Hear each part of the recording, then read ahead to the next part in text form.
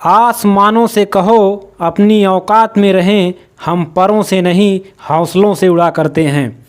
जय हिंद साथियों, जीके के हमने एक नए सीरीज़ की शुरुआत की थी जिसमें आपको पार्ट 1 और पार्ट 2 मिल चुका होगा। उम्मीद है आपने बहुत अच्छे तरीके से उस वीडियो को देख लिया होगा। अगर ना देखा हो तो उसका लिंक नीचे डिस्क्रिप्शन में है अथवा प्ले लिस्ट से जाकर भी आप देख सकते हैं। साथियों ये पार्ट 3 है और यहाँ पर साथियों जीके के टॉप 30 क्वेश्चन को देखा जाता है, लेकिन आज आपको साथियों 40 क्वेश्चन मिलने वाले हैं। तो साथियों ये जो टॉप क्वेश्चंस होते हैं जीके के, ये लगातार सभी परीक्षाओं में पूछे जा चुके हैं और आगे भी आने वाली परीक्षाओं में लगातार पूछे जा रहे हैं। तो ये काफ़ी महत्वपूर्ण प्रश्न बन जाते हैं हमारी पीईटी परीक्षा के लिए और ये साथियों हमारे लिए बहुत ही महत्वपूर्ण कारगर साबित होंगे। तो चलिए आज के सेशन का पहला प्रश्न देखते हैं और सीरीज का 61वां प्रश्न देखते हैं क्या है। और अभी वीडियो को लाइक शेयर कर दीजिए अपने साथियों में और नए हैं तो चैनल को सब्सक्राइब करना ना भूलिए साथियों, ऐसी बेहतरीन शानदार वीडियोज पाने के लिए। तो साथियों पहला प्रश्न आज की वीडियो का पहला प्रश्न है, राष्ट्रीय ध्वज की लंबाई चौड़ाई का अनुपात कितना है? तो इसका आपका ऑप्शन सही हो जाएगा ऑप्शन सी 3:2। ये प्रश्न कई बार साथियों परीक्षा में आ चुका है। ठीक है, राष्ट्रीय ध्वज की लंबाई और चौड़ाई का अनुपात पूछता है तो 3:2 यानी कि 3 और 2 के अनुपात में जो है लंबाई चौड़ाई रहता है। तो चलिए अगला प्रश्न देखते हैं, राष्ट्रीय ध्वज तिरंगे का सफ़ेद पट्टी किस बात का संकेत है? तो आपका इसमें ऑप्शन सही हो जाएगा ऑप्शन सी शांति एवं सत्य का। शांति और सत्य का ऑप्शन सी बिल्कुल सही उत्तर हो जाएगा। अगला प्रश्न देखते हैं, राष्ट्रीय ध्वज तिरंगे का हरा रंग क्या दर्शाता है? तो ये सभी साथियों बहुत ही सामान्य प्रश्न हैं और कई बार परीक्षा में पूछे जाते हैं। इनको लोग हल्के में लेकर इन सब चीज़ों को नहीं पढ़ते और वहीं जाकर परीक्षा में जब फंस जाते हैं तो बहुत पश्चाताप करते हैं। इसलिए साथियों इन प्रश्नों को भी जानना बहुत ही महत्वपूर्ण हो जाता है हमारे लिए। अगला प्रश्न है, भारतीय ध्वज तिरंगे का हरा रंग क्या दर्शाता है? तो आपका ऑप्शन सही हो जाएगा विकास और उर्वरता को। ठीक है, विकास और उर्वरता को दर्शाता है। अगला प्रश्न है, राष्ट्रीय ध्वज तिरंगे के चक्र में कितनी तीलियां होती हैं? ये साथियों प्रश्न सैकड़ों बार परीक्षा में आ चुका है। ठीक है, तो ये आपका कितनी तीलियां होती हैं राष्ट्रीय ध्वज के जो है चक्र में? ये आपकी 24 तीलियां होती हैं। ऑप्शन सी बिल्कुल सही हो जाएगा। अगला प्रश्न देखते हैं, भारत की संविधान सभा ने राष्ट्रीय ध्वज का प्रारूप कब अपनाया था? ठीक है, तो आपका ऑप्शन सही हो जाएगा ऑप्शन ए 22 जुलाई 1947 को। ठीक है, ये सभी प्रश्न साथी आप प्रीवियस ईयर उठाकर देखिए सभी परीक्षाओं का, वहाँ पर आपको साथियों बहुत सारे प्रश्न इस सीरीज में से मिल जाएंगे। तो एक भी वीडियो आप मिस मत करिए, प्रत्येक प्रश्न को ध्यानपूर्वक देखिए और याद करिए। और एक वीडियो हम तो कहेंगे 2-2 बार देख लीजिए ताकि आपके दिमाग में अच्छे से बैठ जाए, तो बार बार ये बात ना कहना पड़े। चलिए लगातार आगे बढ़ते हैं बिना समय गंवाएं।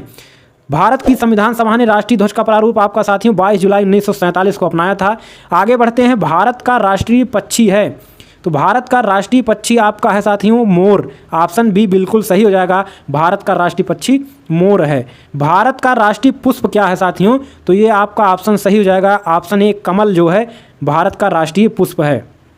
अगला प्रश्न है, भारत का राष्ट्रीय पेड़ क्या है? तो आपका ऑप्शन सही हो जाएगा ऑप्शन सी बरगद जो है भारत का राष्ट्रीय पेड़ है। अगले प्रश्न की तरफ बढ़ते हैं, भारत का राष्ट्रगान है? तो भारत का राष्ट्रगान साथियों सभी जानते हैं जन गण मन। आपका ऑप्शन भी बिल्कुल सही जवाब हो जाएगा। भारत का राष्ट्रीय नदी है, भारत की जो राष्ट्रीय नदी है वो आपका कौन सी है? गंगा नदी है और ये भारत की सबसे लंबी नदी है। और सबसे बड़ी नदी की बात करें तो ब्रह्मपुत्र हो जाएगा ऑप्शन सी। तो भारत की राष्ट्रीय नदी आपकी कौन सी है? गंगा नदी। अगले प्रश्न की तरफ बढ़ते हैं, भारत का राष्ट्रीय जलीय जीव है? तो राष्ट्रीय जलीय जीव आपका साथियों ऑप्शन सी सही हो जाएगा, डॉल्फिन जो है भारत की राष्ट्रीय जलीय जीव है।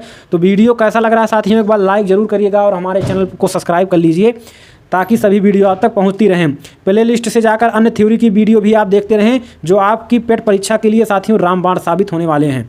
भारत का राष्ट्रीय पशु क्या है? तो आपका ऑप्शन कौन सा सही हो जाएगा? ऑप्शन बी सही हो जाएगा, बाघ जो है भारत का राष्ट्रीय पशु है। अगला प्रश्न देखते हैं, भारत का राष्ट्रीय गीत क्या है? भारत का राष्ट्रीय गीत साथियों वंदे मातरम है। ठीक है, इसको किसने लिखा था नीचे कमेंट करके जरूर बताएं। भारत का राष्ट्रीय फल है, अगला प्रश्न है, भारत का राष्ट्रीय फल क्या है? तो आपका ऑप्शन सही हो जाएगा ऑप्शन बी आम जो है भारत का राष्ट्रीय फल है। ये सभी साथियों सामान्य जानकारी है, लेकिन इन्हीं में से लगातार परीक्षाओं में आपके प्रश्न आते हैं और आप गलत करके आ जाते हैं, तो एक बार इनको रट लीजिए, याद कर लीजिए। भारत का राष्ट्रीय खेल क्या है? तो आपका ऑप्शन सही हो जाएगा डी, हॉकी जो है भारत का राष्ट्रीय खेल है। अगला प्रश्न है, भारत में सबसे अधिक कहाँ सौर ऊर्जा उत्पादन होता है? तो भारत में सबसे अधिक सौर ऊर्जा उत्पादन आपका राजस्थान में होता है साथियों। ऑप्शन ए बिल्कुल सही हो जाएगा। अगले प्रश्न की तरफ बढ़ते हैं, भारत में पवन ऊर्जा का सबसे बड़ा उत्पादक राज्य कौन सा है? तो पवन ऊर्जा का सबसे बड़ा उत्पादक राज्य साथियों तमिलनाडु है। ऑप्शन बी बिल्कुल सही हो जाएगा। अगले प्रश्न की तरफ बढ़ते हैं, भारत में स्थापित कुल ऊर्जा क्षमता का कितना प्रतिशत पवन ऊर्जा से प्राप्त होता है? तो भारत में जो साथियों स्थापित कुल ऊर्जा क्षमता है उसका कितना प्रतिशत पवन ऊर्जा से प्राप्त होता है? तो आपका ऑप्शन सी सही हो जाएगा। 6% जो है पवन ऊर्जा से हमें ऊर्जा प्राप्त होती है। अगला प्रश्न है, भारत में पवन ऊर्जा का विकास कब से प्रारंभ हुआ? तो साथियों भारत में पवन ऊर्जा का विकास कब से प्रारंभ हुआ? तो 79 प्रश्न का उत्तर हो जाएगा ऑप्शन बी, यानी कि 1990 से। अगला प्रश्न है, भारत में परमाणु ऊर्जा विनियामक बोर्ड कब स्थापित हुआ? ठीक है, तो इसका सही उत्तर आपका हो जाएगा ऑप्शन ए, यानी कि 15 नवंबर 1983 को भारत में परमाणु ऊर्जा विनियामक बोर्ड की स्थापना हुई थी। 15 नवंबर 1983 को, ये भूल मत जाइएगा आप। अगला प्रश्न है, परमाणु ऊर्जा नियामक बोर्ड का मुख्यालय कहाँ है? तो परमाणु ऊर्जा नियामक बोर्ड का मुख्यालय आपका मुंबई में है। ऑप्शन सी बिल्कुल सही जवाब हो जाएगा। अगला प्रश्न है, भारतीय सिनेमा के जनक थे। भारतीय सिनेमा के जनक कौन थे? तो आपका ऑप्शन बी सही हो जाएगा, दादा साहब फाल्के। दादा साहब फाल्के पुरस्कार भी दिया जाता है। तो भारतीय सिनेमा के जनक कौन थे? दादा साहब फाल्के थे। अगला प्रश्न है, भारत में डाक व्यवस्था शुरू करने वाला ब्रिटिश गवर्नर जनरल था। तो भारत में डाक व्यवस्था शुरू करने वाला ब्रिटिश गवर्नर जनरल कौन था? तो आपका सही उत्तर हो जाएगा ऑप्शन ए, लॉर्ड डलहौजी। ठीक है, लॉर्ड डलहौजी जो है डाक व्यवस्था शुरू करने वाला प्रथम गवर्नर जनरल था। अगला प्रश्न है, भारत में शिक्षा है एक क्या है? एक मूलभूत अधिकार है। ठीक है, तो आपका ऑप्शन डी सही हो जाएगा कि शिक्षा भारत में एक मूलभूत अधिकार है, यानी प्रत्येक बच्चे को जो 6 से 14 वर्ष के हैं उनको जो है फ्री शिक्षा प्रदान की जाएगी। ठीक है, तो ये आपका जो है मूल अधिकार में इसको जोड़ दिया गया है। तो हमारे चैनल को सब्सक्राइब करना ना भूलें साथियों। चलिए अगले प्रश्न की तरफ बढ़ते हैं, भारत के तीसरे राष्ट्रपति कौन थे जिनका अपने कार्यकाल के दौरान ही निधन हो गया था? तो इस तरह के प्रश्न साथियों पिछली बार पेट परीक्षा में भी आए थे। ठीक है, राष्ट्रपति और प्रधानमंत्री से। तो ऐसे कौन थे जिनका अपने कार्यकाल में निधन हो गया था, तीसरे राष्ट्रपति? तो ये आपका ऑप्शन सही हो जाएगा, option B, doctor Zakir Hussain. अगला प्रश्न है, भारत का राष्ट्रीय ध्वज नियम कब से लागू कर दिया गया? भारत का राष्ट्रीय ध्वज नियम कब से लागू कर दिया गया? तो इसका सही उत्तर हो जाएगा 2002 से। ऑप्शन सी सही हो जाएगा।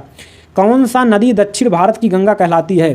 तो दक्षिण भारत की गंगा आपकी कहलाती है साथियों गोदावरी। ऑप्शन सी बिल्कुल सही जवाब हो जाएगा।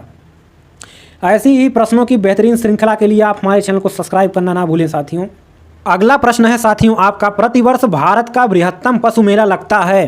तो भारत का बृहत्तम अर्थात सबसे बड़ा पशु मेला कहाँ लगता है? सोनपुर में लगता है। ऑप्शन डी बिल्कुल सही हो जाएगा। अगला प्रश्न है, भारत का बोस्टन किसे कहा जाता है? तो भारत का बोस्टन आपको कहा जाता है अहमदाबाद को। ठीक है, जो गुजरात की राजधानी है अहमदाबाद को भारत का बोस्टन कहा जाता है। ऑप्शन ए बिल्कुल सही हो जाएगा। अगला प्रश्न है, ग्लोब पर कर्क रेखा भारत के कितने राज्यों से गुजरती है?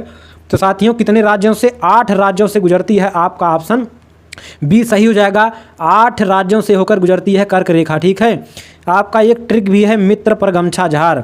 ठीक है, मित्र पर गमछा झार। तो कौन कौन से राज्य हो जाएंगे? मिजोरम, त्रिपुरा, पश्चिम बंगाल, राजस्थान, गुजरात, ठीक है, और झारखंड, छत्तीसगढ़, ठीक है, मध्य प्रदेश। इस तरह से आपके 8 राज्य हो जाएंगे। अगला प्रश्न है, भारत के निम्न में से किस राज्य में पुरुषों की संख्या स्त्रियों से कम है? तो ये आपका ऑप्शन सही हो जाएगा, ऑप्शन सी, केरल में जो है स्त्रियों की संख्या पुरुषों की अपेक्षा ज़्यादा है। तो आपका ऑप्शन सी सही हो जाएगा। अगला प्रश्न है, भारत में सबसे ऊंचा बांध भाखड़ा किस नदी पर बना है? भाखड़ा नांगल बांध किस नदी पर है? तो ऑप्शन बी सही हो जाएगा, सतलुज नदी पर। आपका सबसे ऊंचा बांध भारत का भाखड़ा नांगल बांध सतलुज नदी पर है।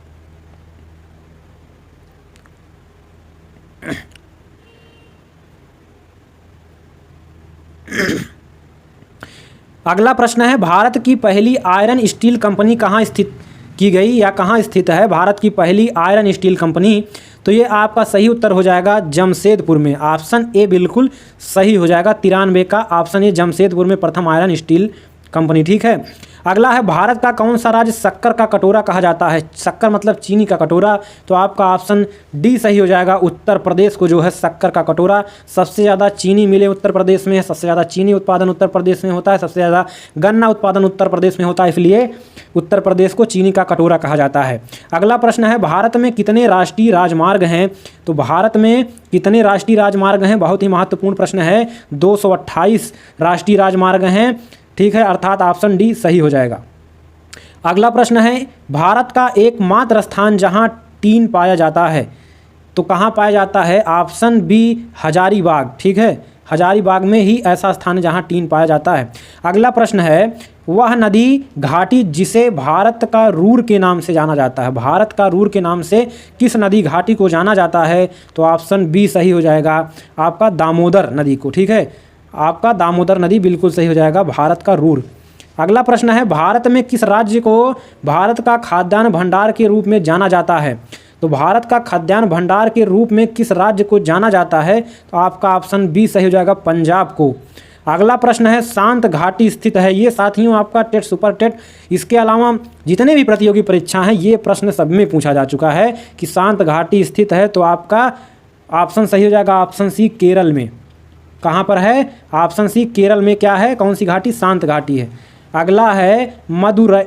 मदुरै, मदुरै कहाँ है? मदुरै साथियों, ठीक है, क्या लिखा है? मदुरै कहाँ है? तो आपका ऑप्शन सही हो जाएगा ऑप्शन ए तमिलनाडु में। कहाँ पर? मदुरै कहाँ है? तमिलनाडु में है। अगला और लास्ट प्रश्न साथियों, आज इस श्रृंखला में हमने 41 प्रश्न देख लिए। लास्ट प्रश्न है भारतीय वनस्पतिक सर्वेक्षण का मुख्यालय कहाँ है? भारतीय वनस्पतिक सर्वेक्षण का मुख्यालय कहाँ है? तो इसको आप कमेंट करके ज़रूर बताइएगा साथियों, और इसका सही उत्तर हो जाएगा लखनऊ। तो साथियों उम्मीद है आपको वीडियो बहुत ही अच्छा लगा होगा और बहुत ही शानदार ये सेशन आपके लिए रहा होगा। और हमारे चैनल को सब्सक्राइब कर लीजिए और नीचे टेलीग्राम चैनल को ज्वाइन कर लीजिए, वहाँ से आपको इसका PDF भी मिल जाएगा। ठीक है, तो अगली वीडियो में मुलाकात होगा। चैनल को सब्सक्राइब करके बेल आइकन प्रेस कर लीजिए ताकि सभी वीडियो आप तक पहुँचती रहें। तो अगली वीडियो में मुलाकात होगा, तब तक के लिए नमस्कार, जय हिंद, वंदे मातरम।